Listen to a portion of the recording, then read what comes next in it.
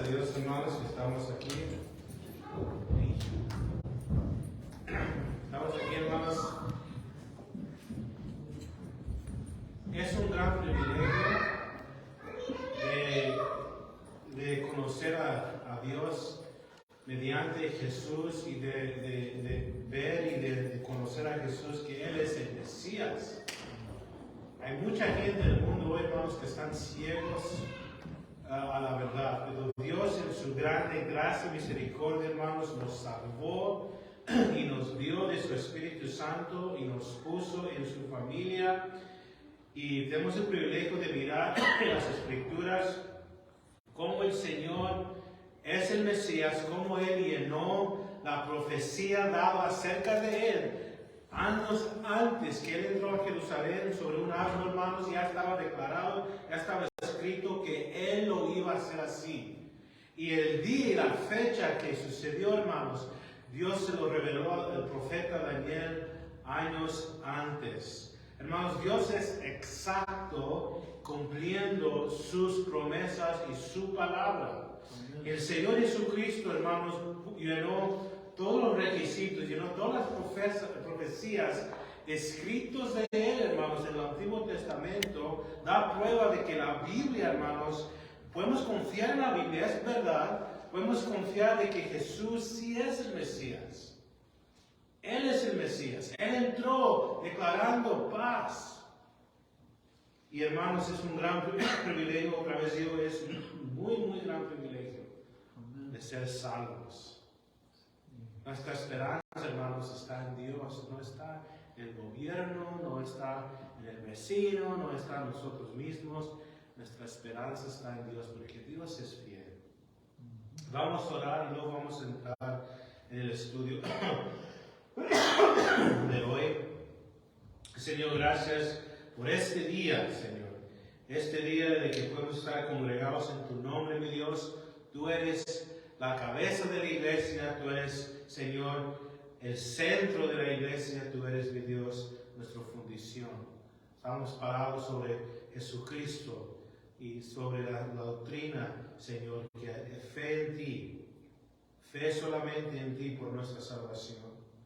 Señor, tenemos la justicia de Cristo a nuestra cuenta mediante la fe.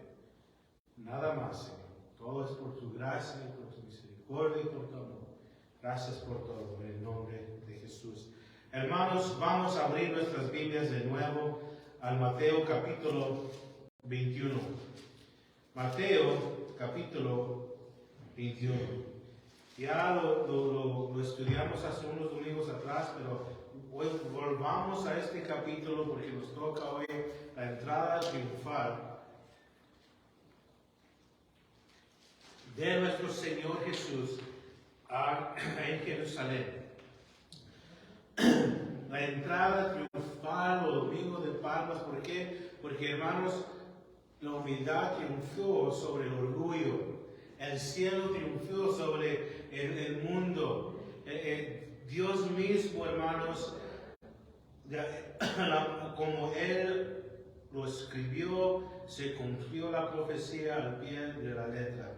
Dice así, hermanos, en el capítulo 21, verso 1, dice: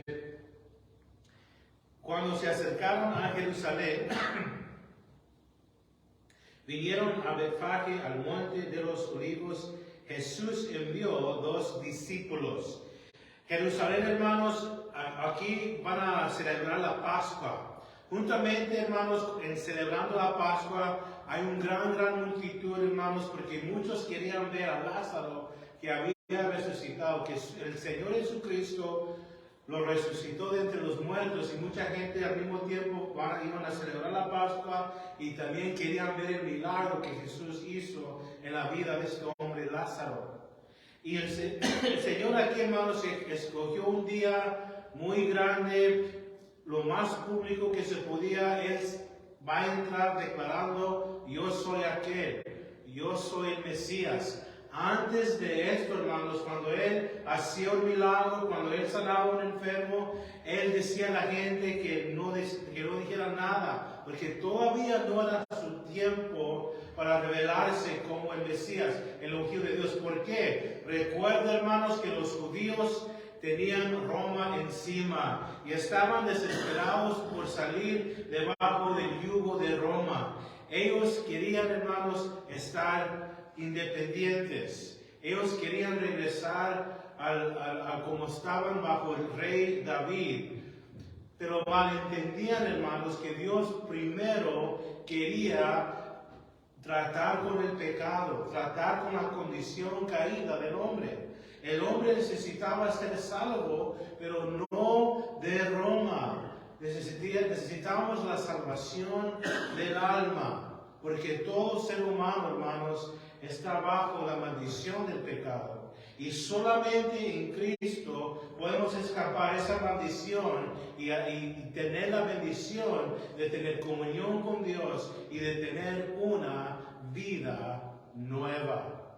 Primero Jesús vino a tratar con el problema del pecado, con el reinado de Satanás, porque Satanás tenía poder sobre la humanidad y sobre el mundo. Pero el Señor entra aquí, como dice la Escritura, en Jerusalén, dice, al Monte de los Olivos. El Monte de los Olivos, hermanos, es un lugar importante en profecía. Primero, hermanos, cuando uno está en el Monte de los Olivos, primero, inmediatamente puede mirar a Jerusalén y mirar el templo de Jehová. No solamente mirar el templo, pero mirar directamente al lugar santísimo donde se moraba la presencia de Dios. Y si preguntas a un rabí hoy en Israel o en Jerusalén, si les preguntas en el significado del Monte de los Olivos, hermanos, ellos te van a decir, ¿saben qué? Tenemos el ganado listo para sacrificar, estamos esperando para que no salga ningún pelo blanco ni negro para matar la vaca roja. ¿Y dónde lo van a hacer? En el Monte de los Olivos. Para empezar a purificar, para preparar, para edificar el templo. Aquí el Señor entra y va al Monte de los Olivos, porque ahí se cumplirá la profecía también que nos espera. Cuando Jesús regresa al mundo, su pie va a tocar el Monte de los Olivos. En Apocalipsis. Entonces, lo que quiero decir aquí, hermanos, el Monte de los Olivos es un lugar importante, hablando de profecía, hablando de cuando el cumplimiento de algo grande para nosotros. Y sigue diciéndoles, ir a la aldea que está enfrente de vosotros, y luego hallarás una asna atada y un pollino en ella, desatarla y traérmelos. El Señor mandó dos. El Señor mandó dos. Deberíamos, hermanos, de tener comunión con nuestros hermanos, tener armonía, hermanos, en el hogar. Deberíamos de tener comunión y armonía. Debemos de perseverar la paz con todos, si es posible. Si es posible. Porque en veces no es posible. En veces hay gente con dureza de corazón que no quieren reconocer su mal y no quieren remendar una relación entre uno u otro. Pero más cuanto es posible, hermanos, debemos de tratar de caminar en armonía con otros hermanos que están caminando bien con el Señor. En el hogar vamos a orar que haya armonía entre la pareja, porque, hermanos, donde hay división, se pierde el tiempo, se pierde el dinero, se pierde todo cuando hay división. Jesucristo dijo, una casa dividida no permanecerá. El diablo no es dividido. En veces los cristianos están divididos. Pero, hermanos, tenemos la gracia y la esperanza en Dios, que para Dios todo es posible y Dios puede traer unidad. Entonces mandó a dos para hacer ese trabajo. Y fue a la aldea y preguntó por el asno y un pollino, y la mamá justamente con el pollino. ¿Por qué? Hermanos, el Señor pudiera manzar ese pollino, ese asno, lo pudiera así quebrar y hacerlo que fuera usado por un hombre. Pero el Señor mejor dijo traer la mamá también, porque vemos la sabiduría del Señor. En veces, hermanos, Dios obra en lo muy práctico, en lo muy práctico. El asno era pequeño todavía, juntamente iba a tener su mamá al lado para mantenerlo quieto todavía. Verso 13, así alguien nos quiera decir el Señor los necesita y luego los enviará. Hermanos, el Señor no tenía nada en este mundo. A uno le preguntó, ¿dónde moras? Vamos a ir contigo, ¿dónde está tu casa? Y dije, yo no tengo casa. Yo no tengo ningún lugar para acostar mi cabeza. El Señor, hermanos, siempre estaba viviendo para la gloria y la honra de su Padre. Él estaba dependiendo, al mismo tiempo dependía de su Padre por todo. Siendo Dios, al mismo tiempo dándonos el ejemplo que nosotros debemos estar viviendo en fe, esperando en Dios para todo. Él dice, préstame. En otras palabras, préstame los animales. El Señor los necesita y luego los enviará. Hermanos, realmente el Señor no necesita nada, pero Él invita a nosotros para trabajar juntamente con Él. Verso 4. Mateo, hermanos, siempre tiene cuidado de poner de todo lo que el Señor hizo, era para cumplir la Escritura. Dice, todo esto aconteció para que se cumpliese lo dicho por el profeta cuando dijo, decir la hija de Sión, he aquí tu rey viene a ti, manso y sentado sobre una asna, sobre un pollino, hijo de animal de carga. ¿De dónde sacó esto? Mateo sacó esto, ¿de dónde? De Zacarías, del Antiguo Testamento. No lo voy a leer, pero la cita es Zacarías 9:9. Dios dice a Jerusalén, no te preocupes, de todos modos viene el Mesías y va a venir sobre un pollino, sobre un asno. ¿Por qué sobre un asno, hermanos? Recuerda, en aquellos tiempos, cuando un rey llegaba a una ciudad sobre un caballo, el mensaje era, vengo a conquistar, vengo a matar, vengo a juzgar, vengo a llevar luto. No era buena señal para los moradores de esa ciudad. Pero cuando llegaba el rey sobre un asno, el mensaje era, yo vengo en paz. Yo vengo para que ustedes sean parte de mi reino. Yo vengo a buscar alianza con ustedes para que vengan conmigo y sean parte de mi reino. Y siendo parte de mi reino van a tener derechos, van a tener protección, van a tener un lugar fijo. El Señor primero entra a Jerusalén de esta manera, diciendo, vengo en paz. Yo ofrezco un reino. Yo ofrezco un pacto nuevo en mi sangre. Yo ofrezco una relación nueva con Dios. Mediante mí yo vengo en paz. Yo vengo a traerles paz. Hermanos, el mundo ahorita en el 2024, el 2023, ya vamos casi a los mediados ya del 2023. En el 2023, la tecnología rápidamente va cambiando muchas cosas. Están hablando de robots, haciendo todo, ya no van a ocupar gente en los trabajos. El hombre tiene muchas ideas. Y si nos descuidamos, nos volvemos locos con tanta opinión que hay por ahí. El mundo ahorita, con tanta tecnología, todavía no alcanza a tener paz. Hay miedo ahorita de naciones conquistando a otras naciones. Estamos indirectamente en una guerra, ¿verdad?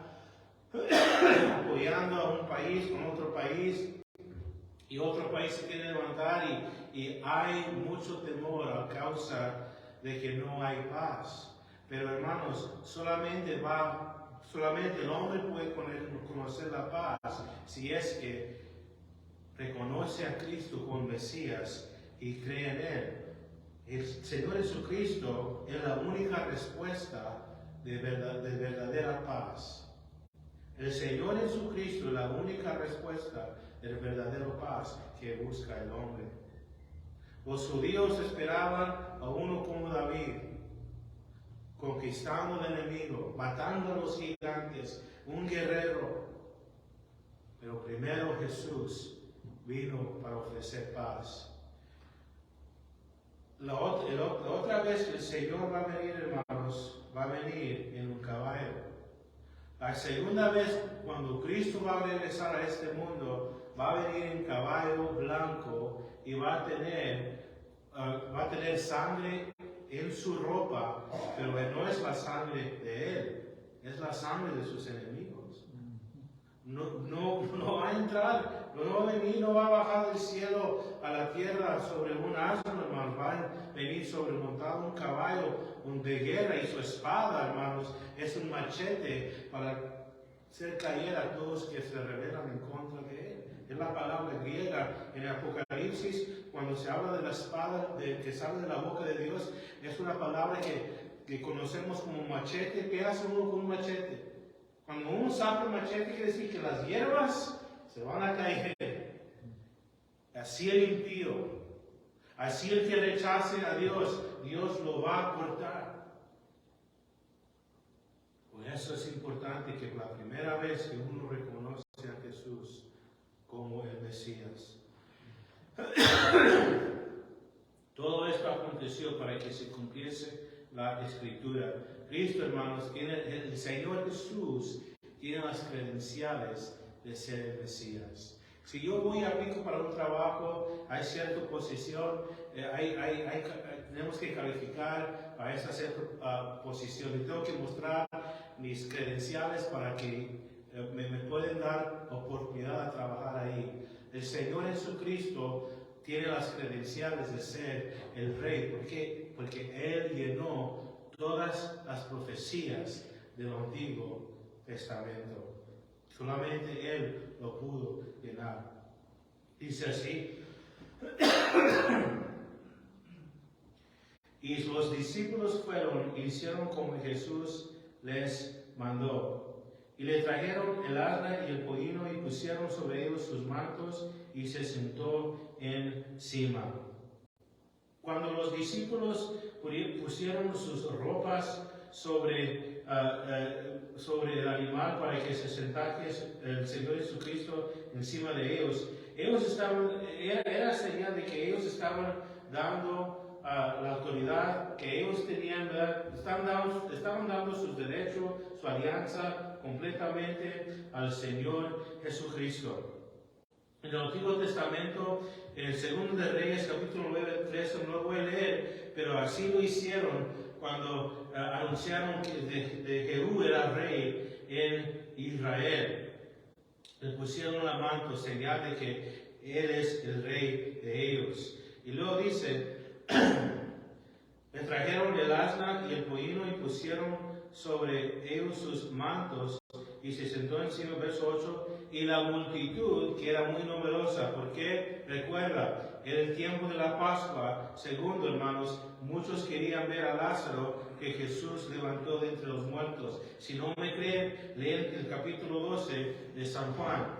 Y se tendían mantos en el camino y otros cortaban ramas de los árboles y las tendían en el camino. Cuando dice de que algunos ponieron su ropa y otros cortaron pedazos de ramas de los árboles, cuando uno, hermanos, corta una rama y lo pone para que el rey que viene pisa encima de esa rama, significa victoria, simboliza victoria. En Apocalipsis, los santos que salen de la gran tribulación, hermanos, si se acuerdan, tienen palmas, tienen palmeras en sus manos y están cantando al Señor. ¿Por qué? Porque ellos tuvieron victoria sobre el anticristo y sobre la persecución que estaba llegando a ellos. Y cómo lograron tener victoria por la sangre del Cordero, hermanos, y por el poder de su testimonio. Ellos no negaron a Jesús, aún tuvieron que perder sus vidas, pero fueron fieles hasta la muerte. Y podemos ver esa gran multitud en el cielo con palmeras, pero otra vez simboliza victoria. Hermanos, Cristo es nuestra victoria. Cristo es nuestra victoria. Es un nuevo día para nosotros. Cuando empezamos el servicio, el Salmo 118, 24, este es el día que hizo Jehová. Dios hizo un día para nosotros, para que pudiéramos tener victoria en su Hijo amado. Dios nos dio este día. El hombre falló gravemente a Dios. Regresando a él, el hombre falló gravemente a Dios, el diablo se aprovechó y el diablo hizo la vida miserable para la humanidad. ¿Por qué? Porque el diablo engaña. El diablo engaña. Durante el milenio, hermanos, el diablo va a estar atado y va a haber paz. Pero cuando el diablo es desatado por un tiempo, ¿qué va a hacer? Va a engañar a la gente de nuevo. Pero usted y yo, hermanos, por causa del día nuevo que hizo Jehová, podemos andar, hermanos, en la luz. La luz en las Escrituras, hermanos, es el símbolo de la verdad, de conocimiento, de verdad. Oscuridad, tinieblas en las Escrituras simboliza ignorancia, simboliza mentiras. Dios nos dio luz. Nos dio la luz que es Cristo. Tenemos un nuevo día. Tenemos victoria si es que recibimos la paz que solamente Él quiere y puede dar.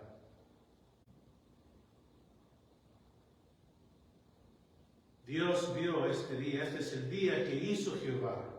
Y por esa razón, por lo que Dios hizo, hermanos, por lo que Dios hace, porque lo que Él está haciendo, nos regocijamos en Él. En Dios, en sus hechos, en su amor para nosotros. Tenemos gozo. El creyente debe tener gozo siempre. ¿Por qué? Por lo que Dios ha hecho. Tenemos la salvación. Lo más importante, lo más glorioso, mis hermanos, es salvación. Nuestra vida es segura. Si nos pasa algo saliendo de aquí, ojalá que todos aquí vivan largo tiempo para seguir testificando de Cristo, pero si algo pasa, tenemos a Cristo y vamos a despertar en gloria. Yo quiero muchas cosas. Yo estoy orando por muchos cambios, yo estoy orando por muchas cosas, pero ¿sabe qué, hermanos? Lo más grande y lo más maravilloso lo tengo ya, es mi salvación. Es mi Señor Jesucristo. Es la paz, es de ser parte de su reino amado. Dice, verso 9, la gente que iba delante y la que iba detrás aclamaba diciendo, Hosana, el hijo de David. Hosana significa, sálvanos ahora. Era la costumbre de llegar ante el rey, Hosana, oh rey, sálvame. Cuando uno llegaba ante el rey para declarar su caso, para esperar juicio del rey, decía, Hosana, oh rey, sálvame. Y es lo que el Señor estaba recibiendo de la multitud, sálvanos. Y el Señor estaba ahí para salvarnos. Pero recuerda, la mayoría de ellos, hermanos, tenían otro modo de pensar. El Señor nos va a salvar de Roma y el Señor les quería salvar del pecado. Les quería salvar del pecado. Les quería cambiar esa naturaleza pecaminosa que todo hombre tiene. Les quería dar un nuevo corazón. Les quería dar el espíritu. Les quería dar una mente renovada. Les quería dar una vida nueva. Les quería enriquecer su vida espirituales. Todo lo demás va a venir después, pero lo primero, lo espiritual, lo más importante primero, es un corazón limpio y recto ante Dios. Una fe genuina que quería dar el Señor a la gente. Hosana, hijo de David. Hijo de David, hermanos, otra vez es un título. El Señor tiene derecho de llevar o de tomar el trono de David, su padre.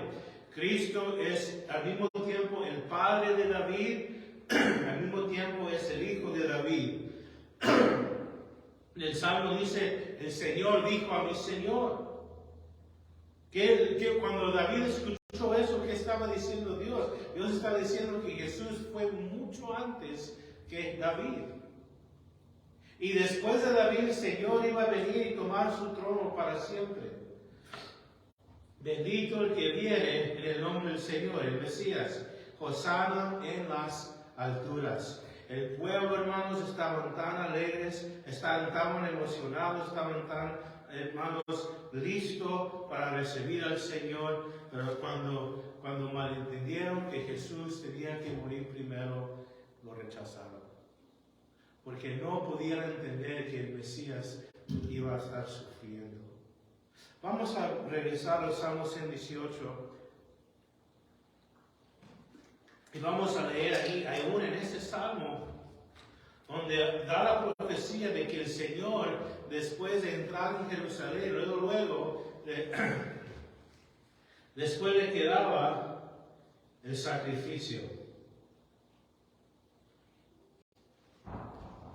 El Salmo 118.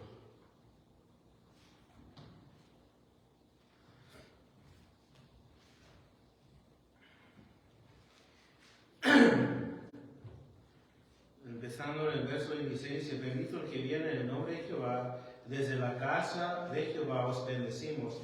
Jehová es Dios y nos ha dado luz.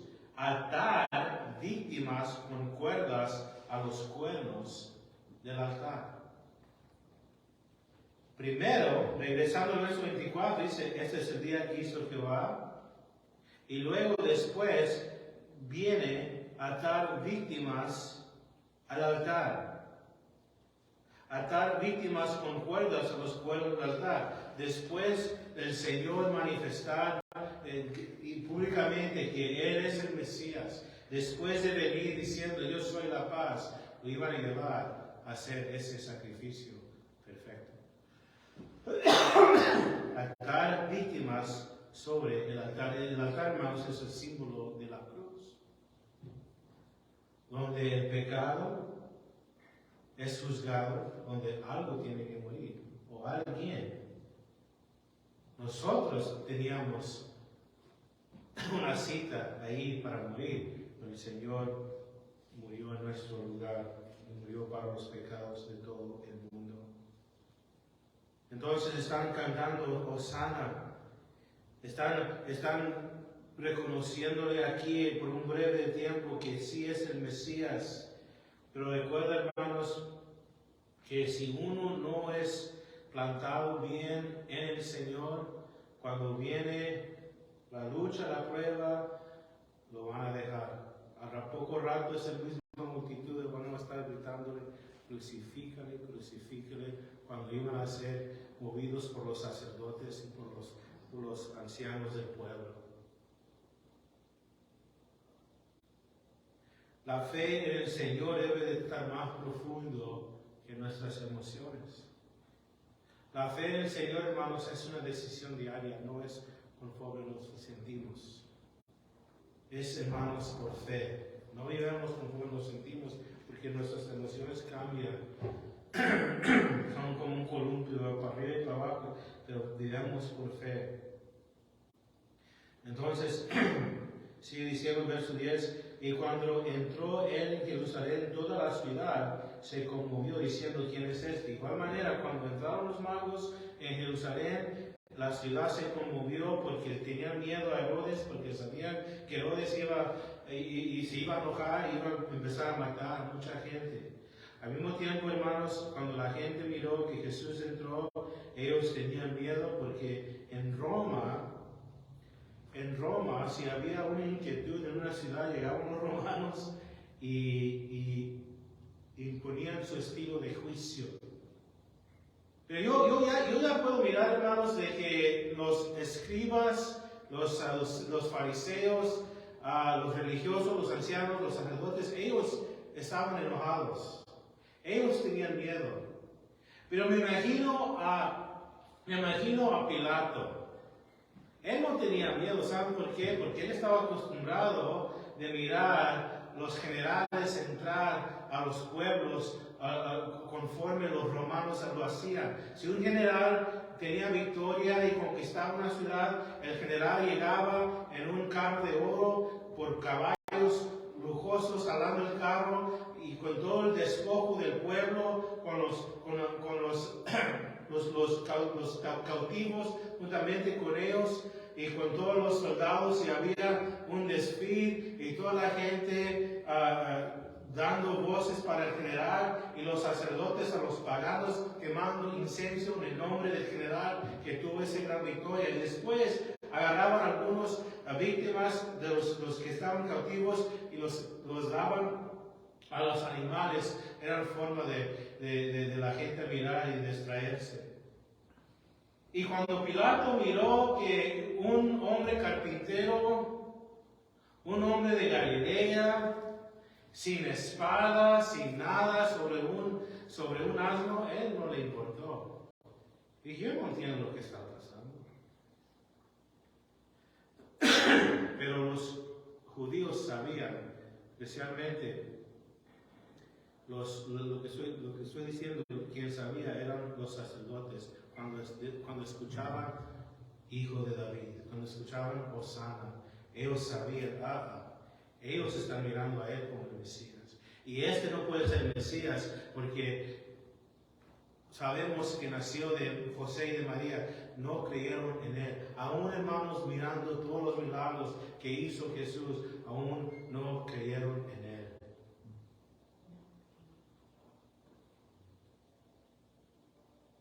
Y sigue diciendo, ¿quién es este? A los suyos vinieron y a los suyos no lo recibieron, pero a los que sí lo recibieron fueron hechos hijos de Dios. Verso 11, la gente decía, este es Jesús, el profeta de Nazaret de Galilea. Y entró Jesús al templo y lo echó fuera a todos los que vendían y compraban en el templo, y volcó las mesas de los cambistas y las sillas de los que vendían palomas, y les dijo, escrito está: mi casa, casa de oración, será llamada, mas vosotros lo habéis hecho cueva de ladrones. Después, hermanos, de recibir la adoración del pueblo, él entró al templo y echó afuera a todos los que estaban haciendo mal en el templo. Estaban vendiendo los sacrificios 20 veces más de lo que costaba afuera. Ya la gente lo pensaba 2 veces a ir a entrar al templo, porque sabían que esperaba ahí puro negociar, puro quitar dinero a la gente. Y más que todo, hermanos, estaban gritando en el lugar de los gentiles, en el lugar donde los gentiles tenían permiso para orar. Y eso lo ofendió a Dios, eso ofendió a Jesucristo. Él no quiere que nada ni nadie sea tropiezo para alguien cuando uno quiere buscar a Dios. Jesucristo dijo en los evangelios, hay de aquel que hace uno de los más pequeños tropezar. Que no seamos tropiezo a nuestro hermano o para nuestros hijos. El Señor limpia casa. El Señor limpia casa. El juicio, donde, hermanos, empieza en la casa.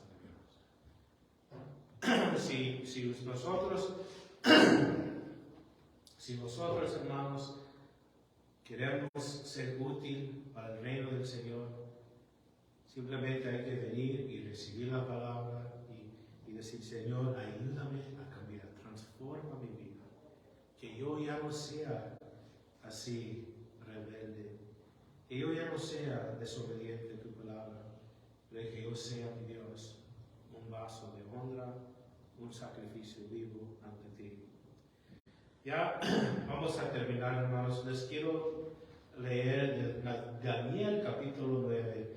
El profeta Daniel, hermanos, da la profecía del cumplimiento del día del Señor, cuando el día, no el día del Señor, pero el día de la entrada triunfal. El libro de Daniel, capítulo 9. Y vamos a empezar desde el verso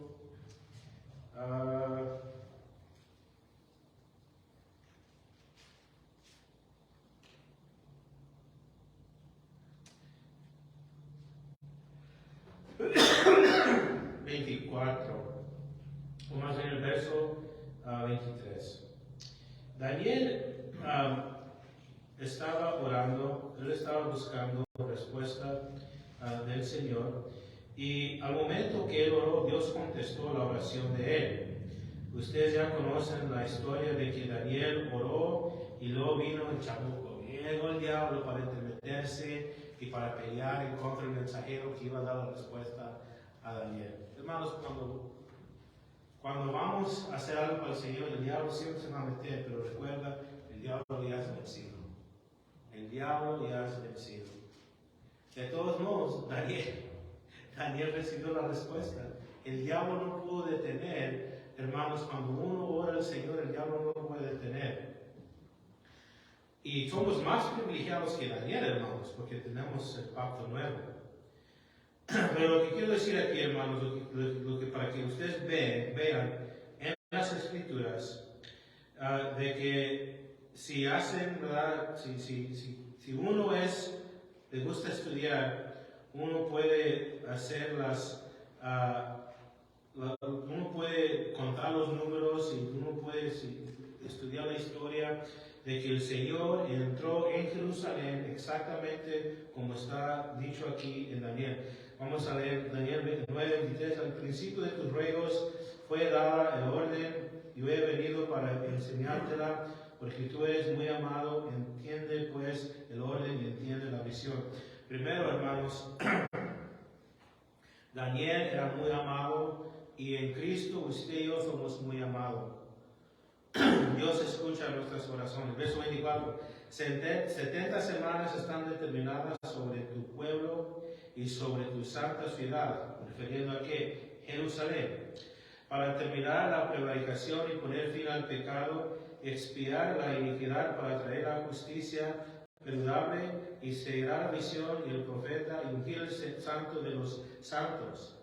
Sabe pues y entiende que desde la salida de la orden para restaurar, edificar Jerusalén. ¿Cuándo, hermanos, sucedió eso?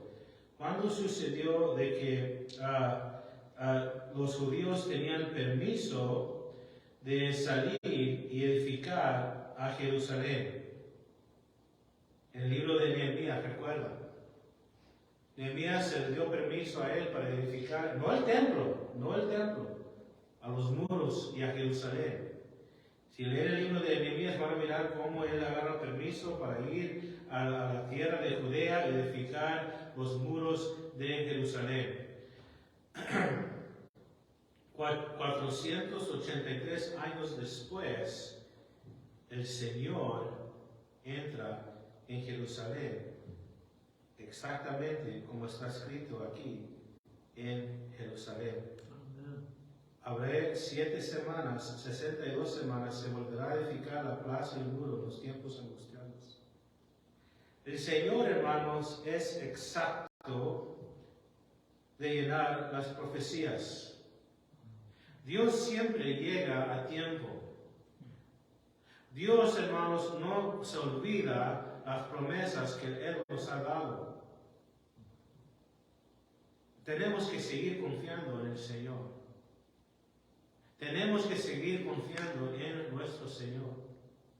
¿Por qué estoy diciendo esto? Porque cuando el Señor Jesucristo nació, había un grupo de judíos que pensaban que Dios se había olvidado de su pacto. Ellos estaban llorando diciendo: el Mesías no ha venido. Y empezaron a llorar y gemir, hermanos. Pero no se dieron cuenta, en un pueblito de Nazaret estaba un niño jugando llamado Jesús. Tenemos que seguir confiando en el Señor. No estamos caminando por vista, estamos caminando en fe. Dios sigue siendo lo mismo, sigue siendo igual. Hay que no dejar de orar, hay que no dejar de confiar, hay que no dejar de adorar a nuestro Señor. No tan solo de pan, hermanos, vivirá el hombre, sino de toda palabra que sale de la boca de Dios. Vamos a orar. Señor, grande es tu poder, grande es tu palabra, mi Dios. Grande es tu obra, Señor Santo. Grande eres tú. Grande